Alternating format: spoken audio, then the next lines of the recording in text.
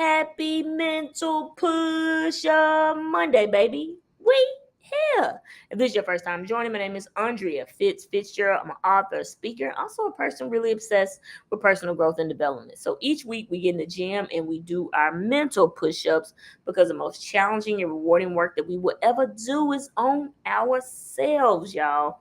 So the title of today's mental push-up is lessons learned from the women's final four. Yes.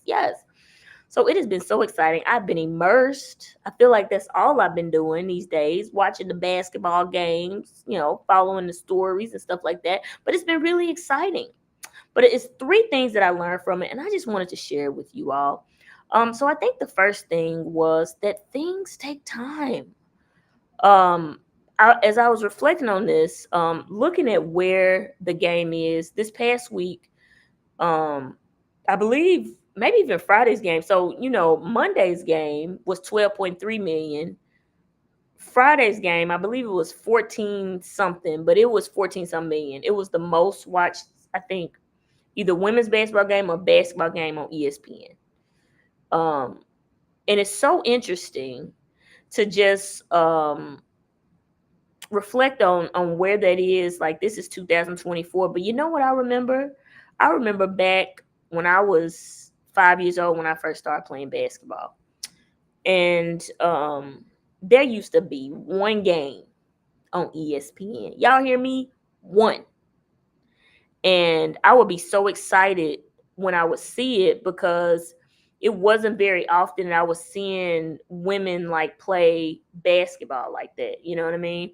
On TV, where, because I think it's something about representation and being able to see someone that looks like you. That's why when Dawn Staley used to come on TV, I really like seeing her. First of all, she was black, and she was short and undersized just like me, but she was balling, y'all. Y'all think she cold now, baby. Y'all think she a cold. She was cold as a basketball player. But I mean, there weren't many games on, man. Like, it would be maybe one. And the tournament, I mean, I remember the championship game. I remember the time that the girl in North Carolina made the three to win the championship in North Carolina. And every time it would come on, I used to be so excited because, like, we just didn't see it. And my mom, she shared this video, and I'm going to share this quote with you all, but I thought that it was just so spot on. Her name is LaChana Robinson. She had a tweet. It said, for every former women's basketball player that had to play in an empty gym, you went to college before the digital era, so you might get one TV game. And your mom wrote into the newspaper every time they didn't print the women's score. 12.3 million is for you. You mattered then and you still do. But I just thought that's just crazy because her description of what women's basketball is spot on. Like, it's come a long way. And I mean, I'm thinking, like, that was 35 years ago. When I first decided that I wanted to play basketball, and I would look for every opportunity to watch it, like seeing Pat Summitt playing Connecticut and stuff like that. Like, I was obsessed as a kid just with those things because you just didn't see it, like, yeah, you were playing the empty gym. Like, it's crazy to consider that. But it's been a long journey, and we see the finished product. But it's just a reminder that even if whatever season that you in for yourself, whatever that is that you're trying to accomplish in your life, remember, just it takes time, because it is a beautiful thing to see now where it is. And I even feel like in some ways, like, it's connected. Like, people I just haven't talked to in a while, like, we're connecting back to the thing that made us so close at one point in our lives. So I just think it's real cool to see. But I just think it's a reminder for all of us that just things take time. It's a process to get there, and it doesn't happen overnight. Like, that was 35 years ago when I first started playing, but I know it's people well before me that even started. Like, I can remember my grandma saying that when she played, that they had to wear skirts and she had to play. They only played on one side of the court, and I think it might have been 3-on-3 or something like that. But just it was an experience for her, and then for me to be able to play in college, and then to see like how it's progressed now. I mean, it's really a beautiful thing. I think the second thing was that the power of people. Um, something that I've seen like kind of resonating in the media and stuff like that is that people feel more connected to the players. I don't want to speak holistically, but more connected to the players. Like you can connect to a player because the players in the women's game, they get to stay longer, right?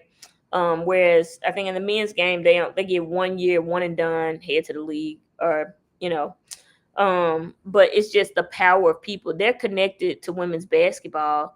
The person that would, I think the people that were a big part of that were Angel Reese and Caitlin Clark. You know what I mean? Like, it's definitely the people. People like they're drawn to the storylines, the narratives, the people. Juju Watkins, those those ballers, out there. But the connection. But it really shows to me, like even in business and stuff like that. This game right here, it comes down to relationships and people. It's interesting to me when I watch like different elections and stuff, and I hear people talking about their credentials, and they're like, oh, I did this and I did that, or even like a job interview or something like that, like people talking about their credentials, and that's great. But at the end of the day, it's all about the connection. I had to learn that as a teacher. Them folks did not care about my two master's degrees. Them folks didn't care. Them kids wasn't like, oh my gosh, Miss Fisher, I just love the fact that you got two master's degrees. They cared about the connection, the person standing in front of them. And I think that goes with really just about anything. People don't buy products; they buy people. It shows the power of connection, and just it goes a long way being connected, and even if you take it a step deeper, it's just like in our everyday lives, right? I'm learning that every day. I'm like, yeah, money is cool, but you know what's even more important? Connection, people. And I think it's not as cut and dry for me, you know what I mean? Because um dealing with people, it's not so I don't know, you're dealing with emotions and the complexity of people, but it's that's what life's all about, the connections.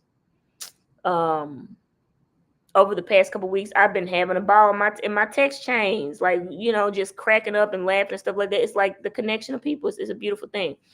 And I think the last thing is how we respond to life's adversity and challenges. I think I think about South Carolina last year, lost in the Final Four, undefeated, only loss they had. They could have easily been like, you know what? This just ain't our year. This is not happening this year. And on top of that, lost all five starters. They come back and win a championship. You hear me? We get to decide how we respond to adversity. Um, I think even in my own basketball journey, like I got cut twice, two times. But I also think that is what made me the person I was. I don't think I would have the same fight, the same fire, the same heart, the same passion that I had as a basketball player if I wouldn't have got cut. I think adversity is almost required to grow because a quote I heard one time, the what is it, the valley will teach you lessons that the mountaintop never will. It won't. You learn, at the bottom. This is where you learn, because you got to get yourself out of it. You got to move forward and stuff, like, and grow through it. But I think that's just so powerful to me. Just thinking about where they were a year ago and how they responded literally set the tone for them to be champions. So I think it's a reminder for all of us that even if we're in a season of challenges or adversity, we get to decide how we're going to respond to that. And I know that we're powerful beings. So whatever you're dealing with right now, just remember that a year ago it was a different story for them, and look where they are today. but it's all about how we respond. So thank y'all so much for tuning in, and shout out to all my women's ballers, man. This one is for us, y'all. That's what's up. Basketball, like it's crazy to see where it has come, man. Like this is so dope and just beyond beautiful to see. But thank y'all so much for tuning in. If this video added some value, share, subscribe, like, all of that. And as you go out this week, I want you to keep what I call that rookie state of mind. Well, what's that fits? Remember, the level up is in the losses. Problems are a privilege. And yes, you might be new to this, but I know you're true to this because you're in this moment right now. And I believe in each one of you. So get out there this week and do those mental push ups. And we out.